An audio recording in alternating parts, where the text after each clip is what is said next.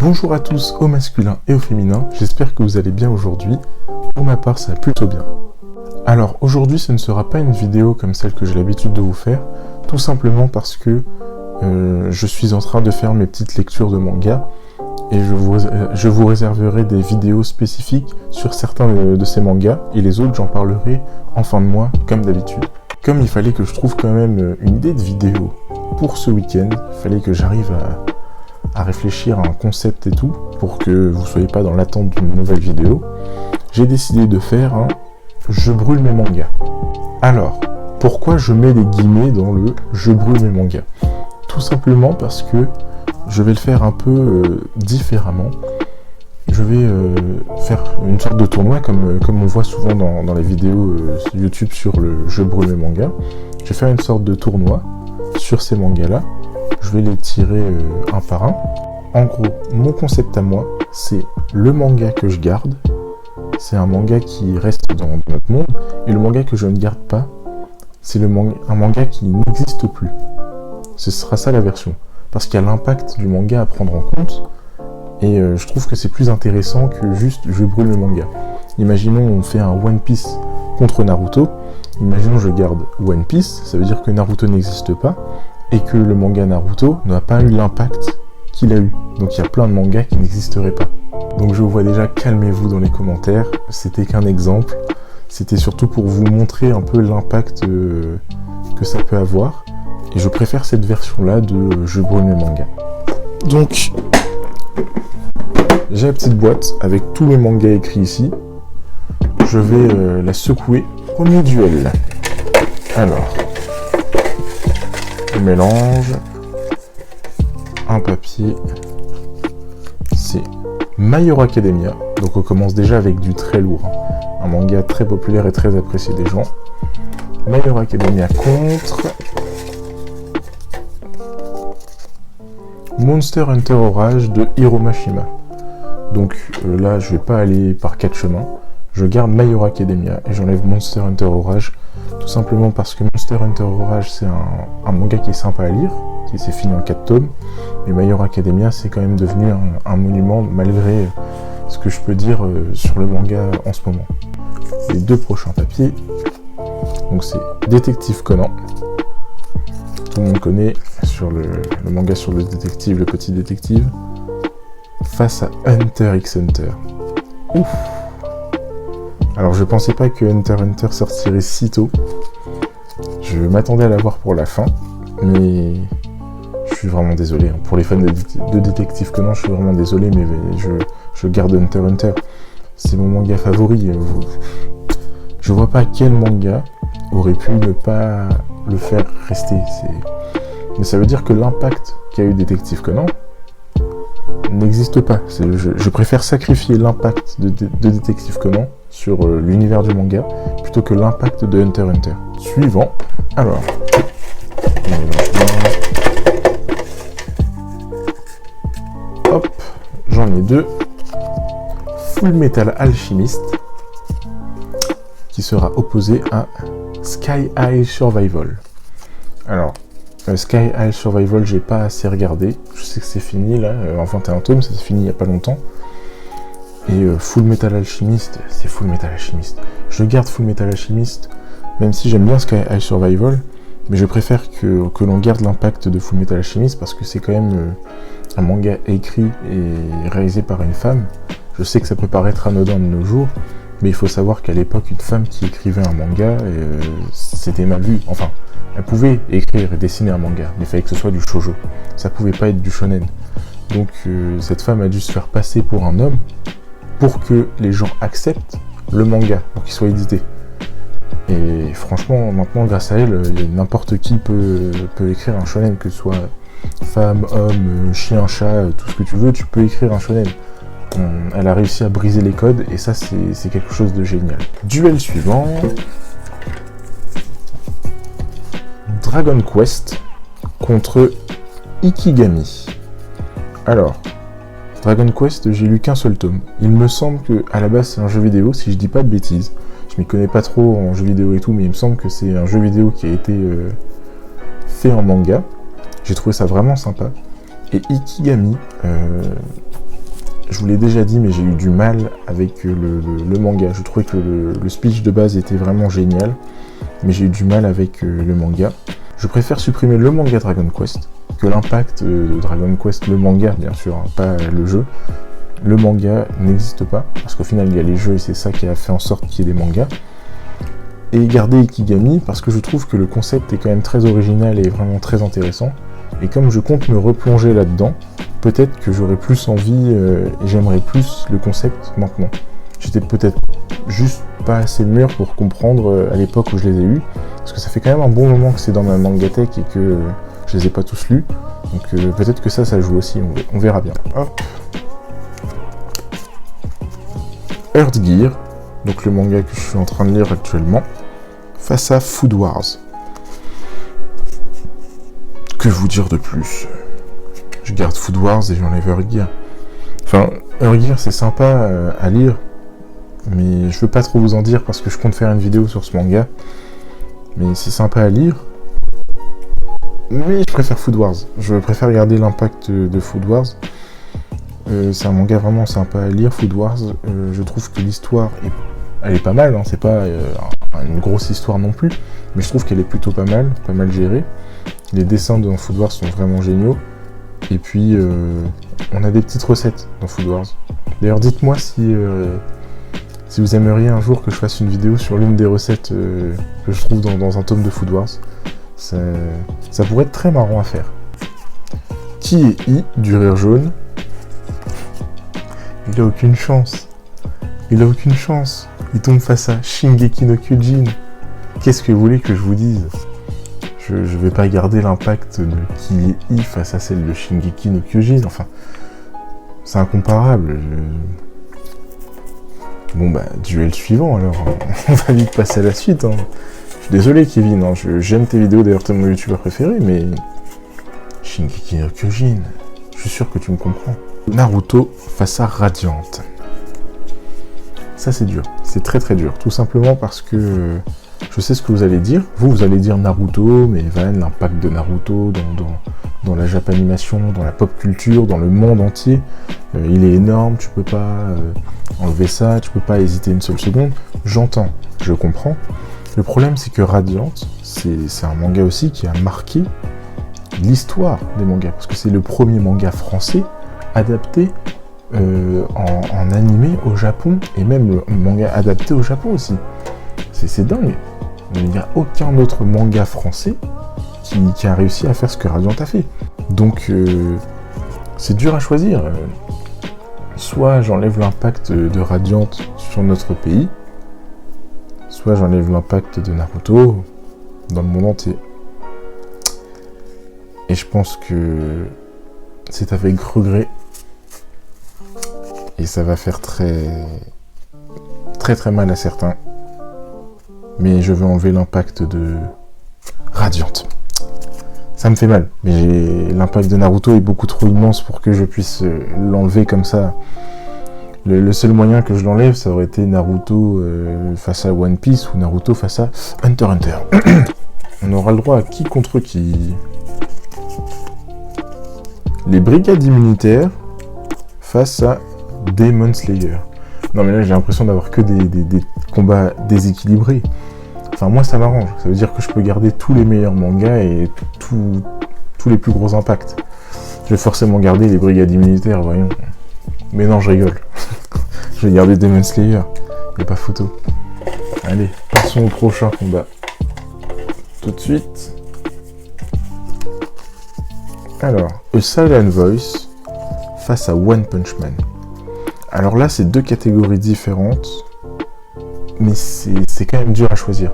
Parce que A Silent Voice, déjà d'un point de vue personnel, ce manga m'a fait me dire, Evan, tu peux lire du shoujo. Il y a des shoujo qui sont vraiment bien. Alors à cette époque-là, je ne savais pas que A Silent Voice c'était un shonen et pas un shoujo. Mais en vrai, pour moi, c'est pas vraiment un shonen, c'est un manga tranche de vie. Donc c'est entre le shonen et le shoujo. Selon moi, hein, ça c'est que mon avis. Et One Punch Man, il a eu aussi un impact monstrueux dans le monde du manga parce que l'auteur One a pris tous les codes du manga, il les a tous retournés, il a tout pris à contre-pied. Ça me fait mal quand même d'enlever A Silent Voice parce que c'est... Je sais pas. J'avoue que là, je sais pas. J'aimerais bien utiliser un joker, mais je peux pas. Il faut que je tranche, c'est pas possible.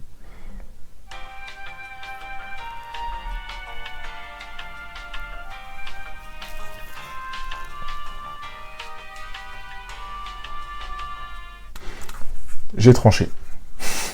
Après 47 ans d'attente, je vais en surprendre beaucoup, mais je vais garder A Silent Voice et pas One Punch Man.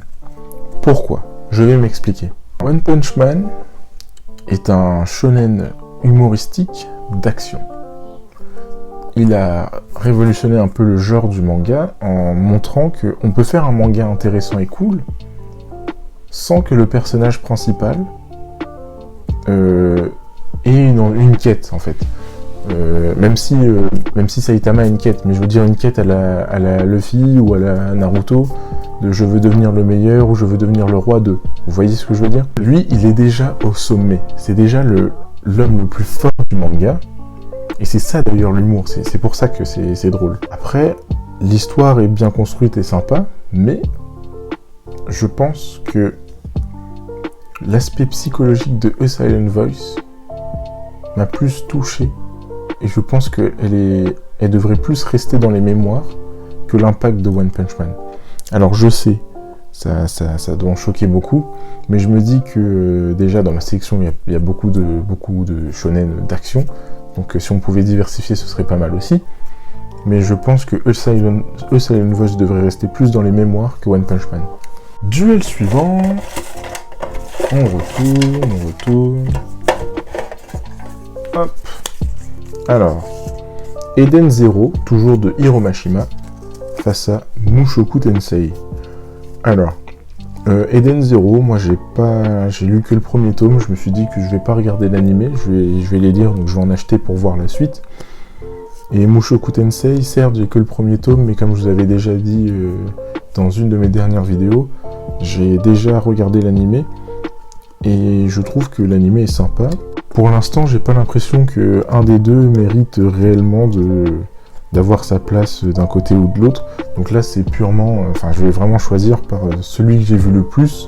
Donc je vais garder Mushoku Tensei et enlever Eden Zero. Mais je sais pas, peut-être que dans quelques temps, je reviendrai sur ma décision et je dirai oui, Eden Zero.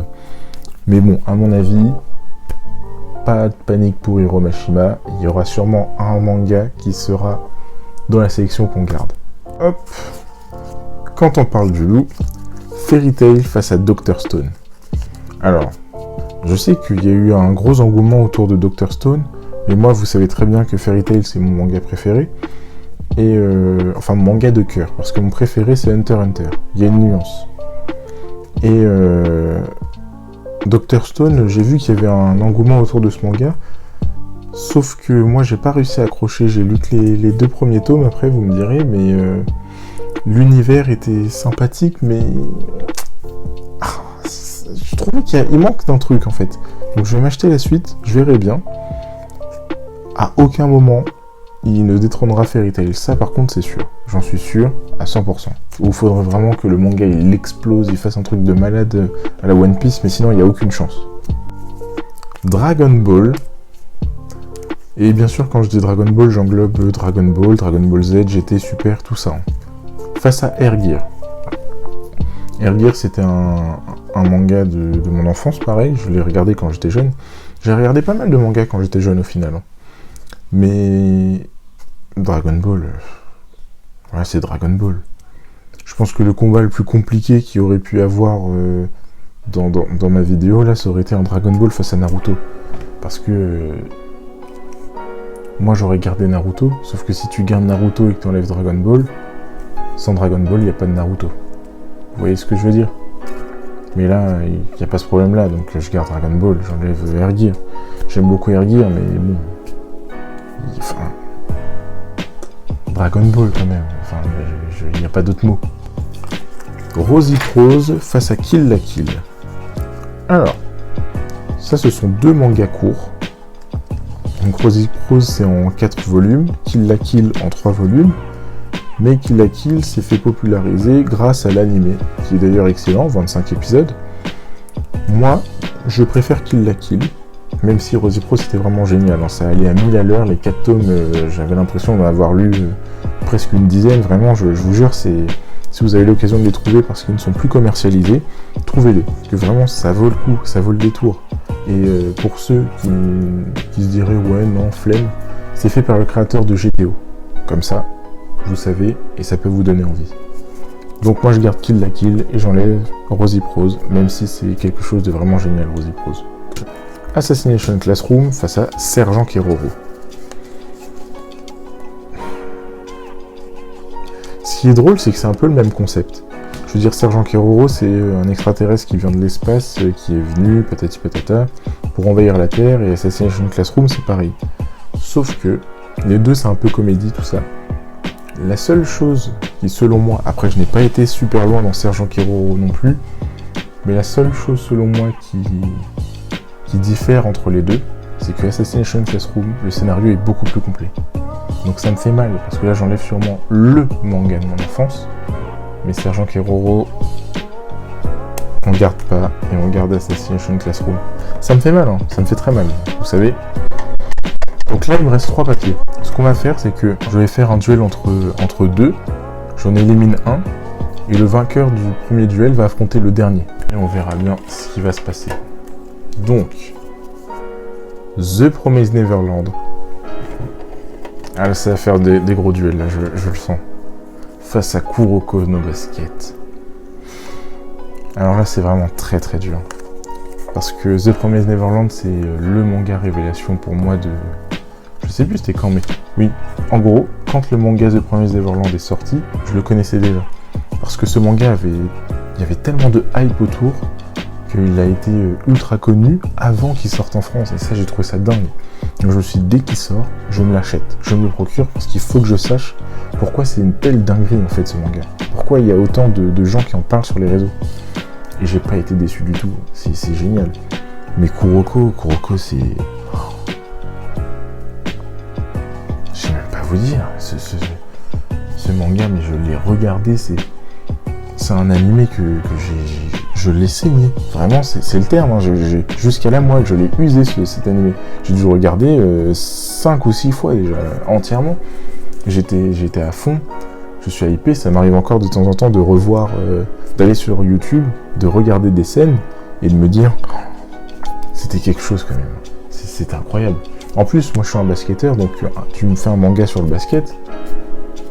Je kiffe, moi, je suis aux anges. C'est génial. Mais là, on enlevait un des deux.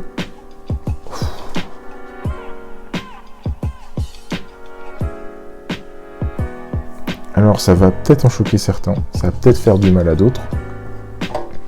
Mais je vais supprimer The Promised Neverland et garder Kuroko no Basket. Mais tout simplement parce que pour moi, je ne peux pas classer les deux. Les deux sont pratiquement au même niveau pour moi. Mais si je garde Kuroko, c'est l'ancienneté. C'est comme une prime, vous voyez, je garde Kuroko, j'enlève The Promised Neverland.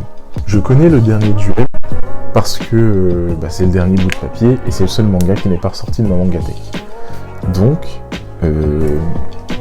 j'appréhende un petit peu parce que je sais que quand vous allez savoir ce que c'est, vous allez vous dire... quand vous allez connaître l'issue, vous allez vous dire là t'abuses Evan, vraiment tu peux pas faire ça et tout. Et je vais sûrement me faire taper sur les doigts 2 ou 3 fois par vous. Tout simplement parce que le duel c'est Kuroko no Basket face à High Shield 21 et je vais garder Kuroko. Je vais vous expliquer pourquoi. Au-delà du fait que Kuroko c'est un manga de cœur, en plus on avait un délire avec mes amis à l'époque, on était chacun un joueur de la génération Miracle, je vais vous expliquer le vrai pourquoi du comment. High Shield 21 c'est un manga que j'ai vraiment aimé, que j'ai vraiment apprécié, mais je ne l'ai jamais fini. Oui, vous avez bien entendu, je n'ai jamais fini High Shield 21.